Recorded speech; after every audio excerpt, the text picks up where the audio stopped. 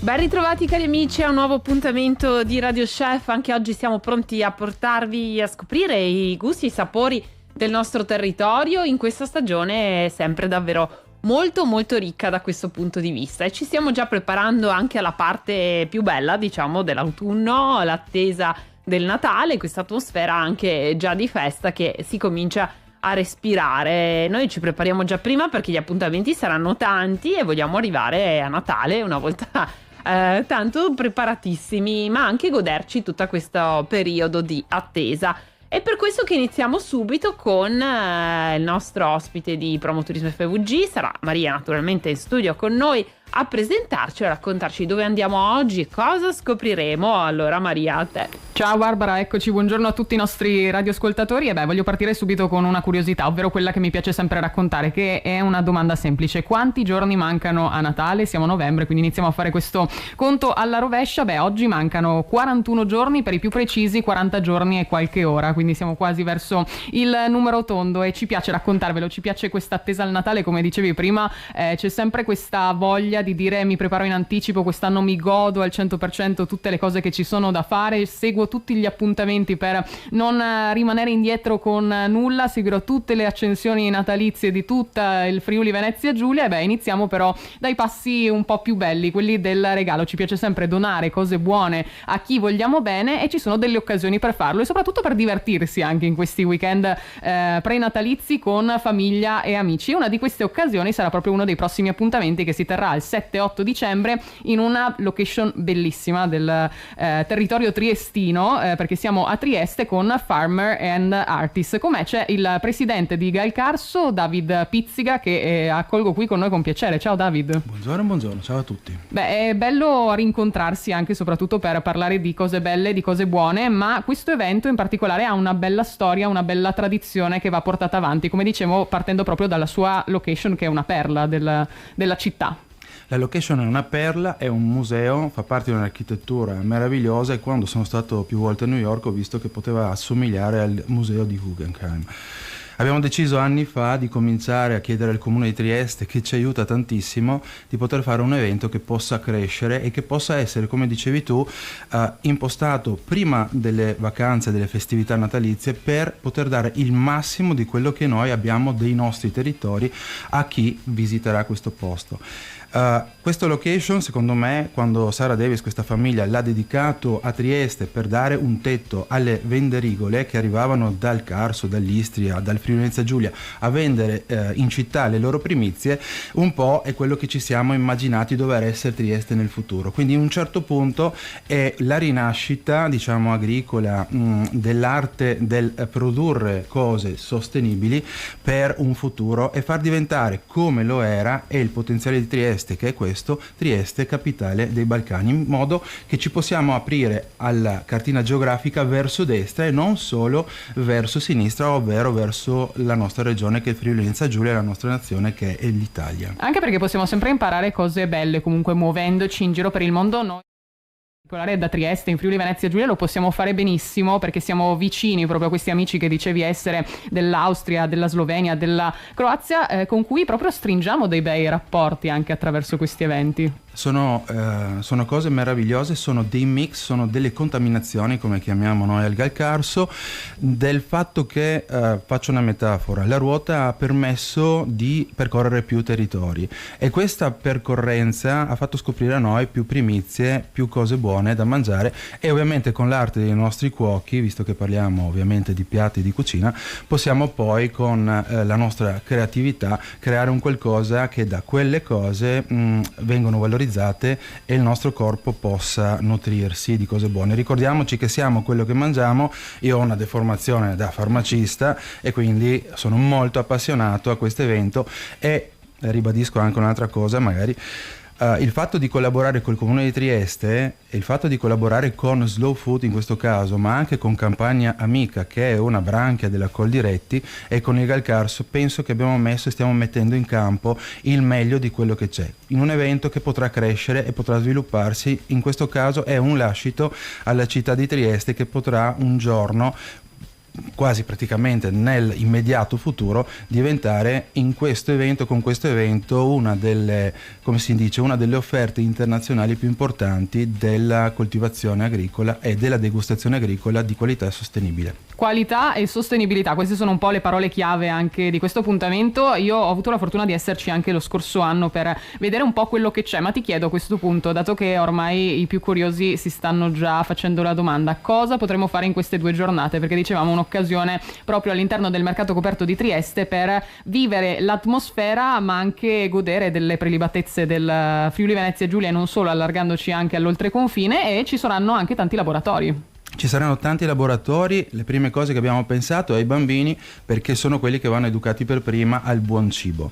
Poi ci saranno ovviamente dei laboratori dedicati alla degustazione del vino, che sono ovviamente per quelli più maturi da 18 anni in su, perché ovviamente prima è proibito bere, e ovviamente ci sono dei laboratori su tutto quello che riguarda il cibo. Noi abbiamo chiamato questi prodotti che voi avrete la possibilità di degustare in questa circostanza, quindi questo non è solo una vendita, questo è non lo chiamerei neanche un festival, diciamo che è un'offerta enogastronomica di assaggi, nel senso che abbiamo mangiato il giusto, abbiamo mangiato bene, ma abbiamo pagato il giusto, e in questo caso potrete in questi laboratori conoscere i formaggi e capirne di più, conoscere gli oli d'oliva extravergine e capirne di più, conoscere i nostri salumi e capirne di più, e ovviamente capire anche cosa fa Slow Food e perché ovviamente c'è questa partnership, e ovviamente perché in certo qual senso ci spendiamo per poter mantenere queste cose che ovviamente con l'industrializzazione stanno un po' scomparendo, ma noi insieme anche con la vostra trasmissione cerchiamo di riavvivarli e ovviamente di mantenerli nel futuro.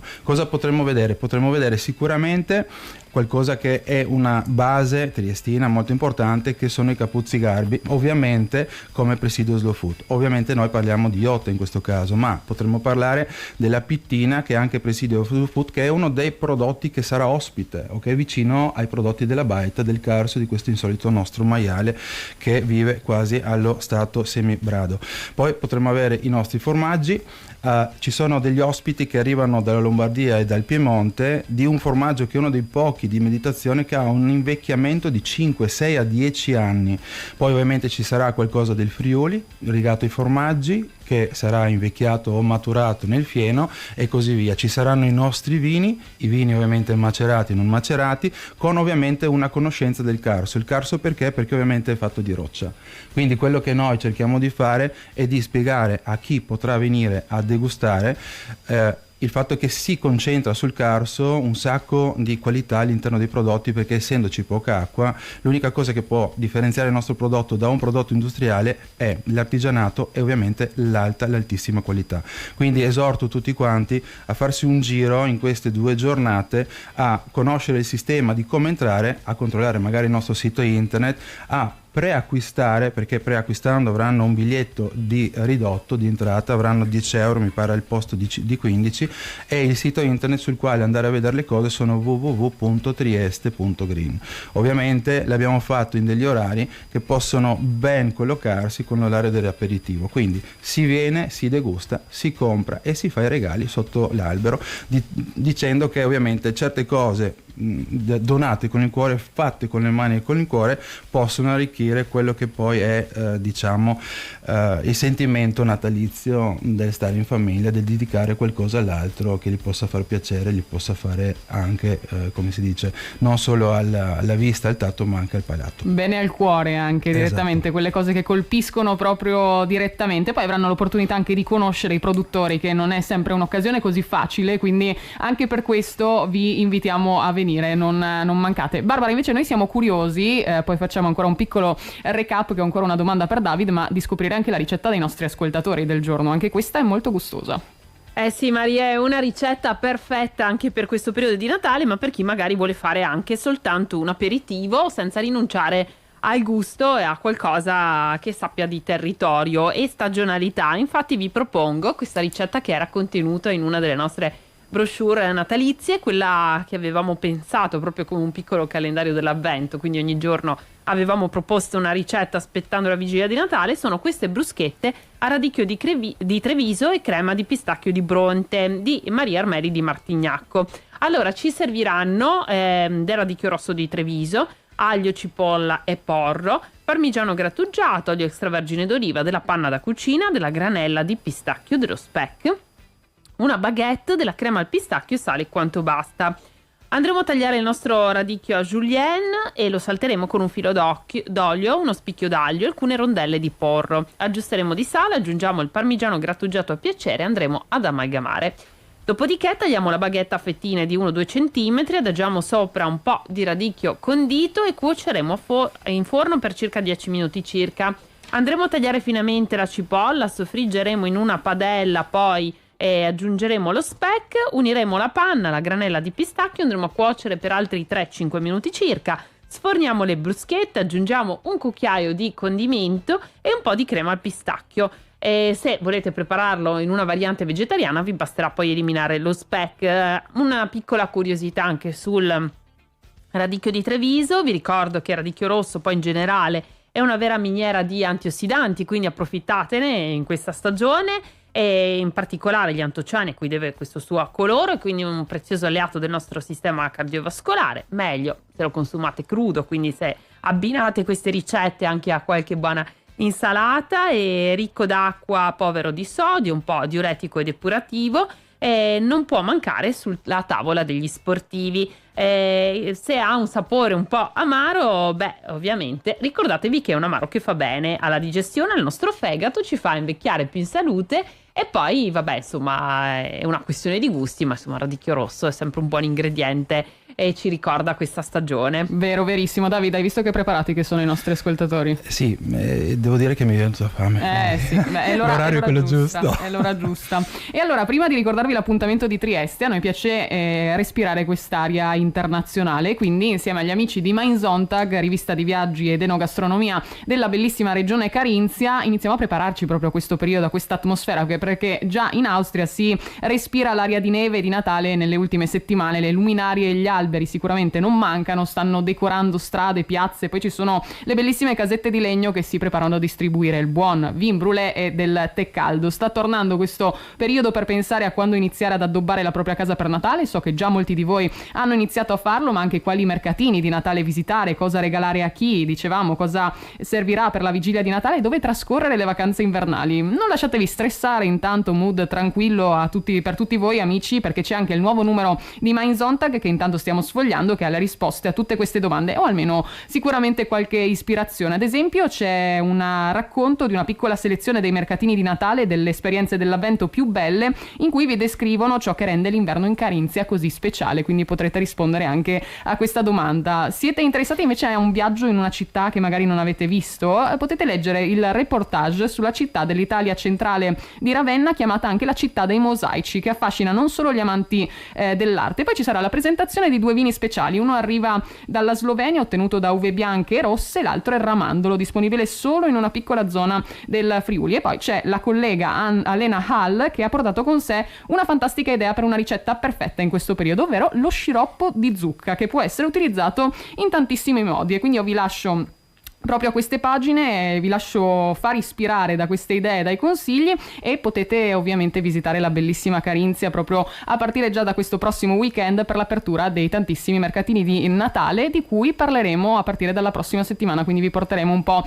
in giro anche per l'Austria, la Slovenia, l'Italia, il Friuli Venezia Giulia. Ce n'è per tutti i gusti, ce n'è per tutti, e quindi lasciatevi guidare anche dai nostri consigli. Intanto trovate tutte le informazioni sul sito meinsontag.at, anche nella versione in italiano, per coinvolgerci proprio tutti. E questo il bello anche del viaggio. Davide, quindi esperienza internazionale che potremo vivere anche in questa edizione di Farmer and Artist. Assolutamente, noi quest'anno avremo degli ospiti sempre dalla Slovenia e sempre più numerosi, grazie ovviamente alla collaborazione con Slow Food, dalla Croazia e come anche dell'anno scorso dalla Bosnia e così via. Cerchiamo sempre di allargarci ovviamente a questo nostro sistema balcanico, che per l'Italia e per Trieste può essere quella mano economica diciamo prolungata, e quindi può richiamare a Trieste ancora più turisti. Quello che mi immagino nel futuro di questo evento che potete vivere il 7 e l'8 dicembre con noi è di creare ovviamente un ambiente per gli studenti, perché possono venire in città da tutte le parti del mondo, magari in questi giorni avere tutti i musei gratuiti, collegarci con i ristoranti, quindi vedere anche l'enogastronomia nostra italiana usando i nostri prodotti fervida, quindi dar soddisfazione a tutta la catena, diciamo, distributiva, dal produttore poi al trasformatore, a chi li porta i piatti a tavola, per finire ovviamente con una cosa che mi piacerebbe molto in base a Trieste, che ha queste origini austro-ungariche, di finire in questa settimana a esporre e a vivere anche questi vestiti tradizionali delle nostre tradizioni, che vanno dall'Austro-Ungheria alla Slovenia, alla Zagabria, a Trieste, a tutto il nostro mondo. Quindi questo potrebbe essere in futuro una delle settimane più belle dell'enogastronomia, legato alla cultura, ovviamente alla museistica, e fatta per i bambini o per i ragazzi. Una anche. festa proprio del buon cibo, ma non solo, che si allarga a 360 gradi, quindi intanto voi non perdetevi questa nuova edizione 7-8 dicembre. Barbara, direi che la fame ci è venuta, abbiamo tutti gli ingredienti giusti per vivere questa atmosfera prenatalizia, e lo faremo anche nel prossimo periodo. Direi di sì, direi proprio di sì, Maria, anzi grazie per averci raccontato gli appuntamenti dei prossimi giorni. Devo dire che questo è un periodo dell'anno che sì, ovviamente un po' di malinconia ci ispira, perché l'estate ormai è andata, le giornate si accorciano, ma in realtà i frutti proprio della bella stagione li cogliamo adesso, ce li possiamo anche gustare visto che fa più freddo, con meno rimorsi e approfittare anche delle bellissime sfumature che ci regala l'autunno nel nostro territorio in particolare. Vi invito proprio ad andarlo a scoprire, fate una passeggiata sia sui nostri territori, nel vicino Carso, nel Carso Goriziano, ma anche sul Collio, ci sono veramente dei panorami spettacolari, e scoprite magari anche quelle parti della regione che non sono le solite mete turistiche, ma che vale veramente la pena di andare a visitare e soprattutto ad assaggiare, perché ci sono tantissimi luoghi dove mangiare e provare i piatti del nostro territorio, e soprattutto conoscere di più, come in questi appuntamenti di cui vi abbiamo raccontato oggi. Noi torniamo domani sempre alle 12:30 in Radio Chef. Grazie a David Pizziga, presidente di Gal Carso, per essere stato con noi. Un saluto a tutto il team e ci rivediamo direttamente al mercato coperto di Trieste. Grazie a tutti voi. A presto, noi ci ritroviamo domani, non mancate, e continuate soprattutto il vostro pomeriggio su Radio.0 con la nostra musica. Radio Chef, sfida all'ultima ricetta.